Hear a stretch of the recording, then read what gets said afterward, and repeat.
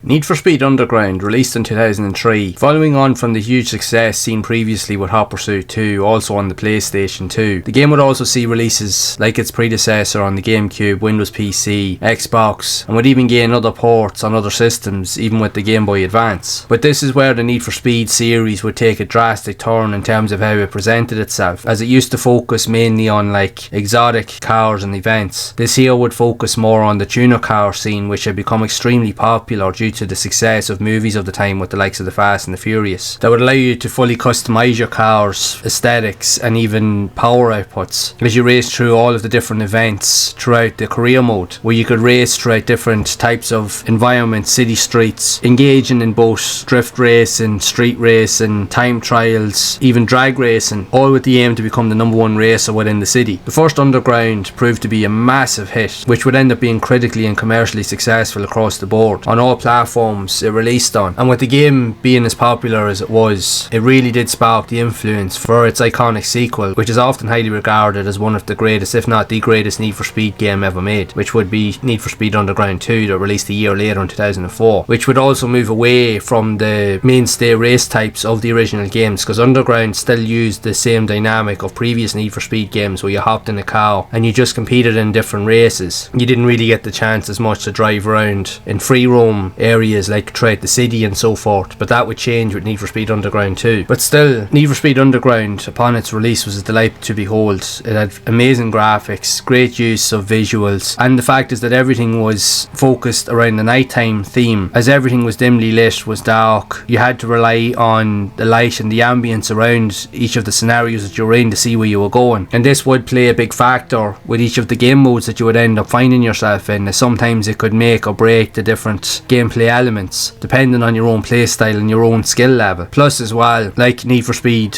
Hot Pursuit 2, this would also incorporate a lot of very cool soundtracks from well-known artists, but would also include a lot more dance and even rap themes that had been the mainstay of a lot of these types of even films back then. So it really kind of made its place here in the game also, and it definitely complemented the gameplay style that it was going for. Like even with regards to the reviews, it did get very well received across the board, but the only complaints mainly from critics were the often repetitive nature of the tracks, because you'd find yourself replaying them over and over again in different game modes. But even the rubber banding AI that was used, even in the game's easy modes, left little to be desired and often left the experience to be frustrating, because racers out of nowhere could literally speed past you close to the finish line even though you had a good lead to begin with, and I often find that element to be extremely frustrating in games.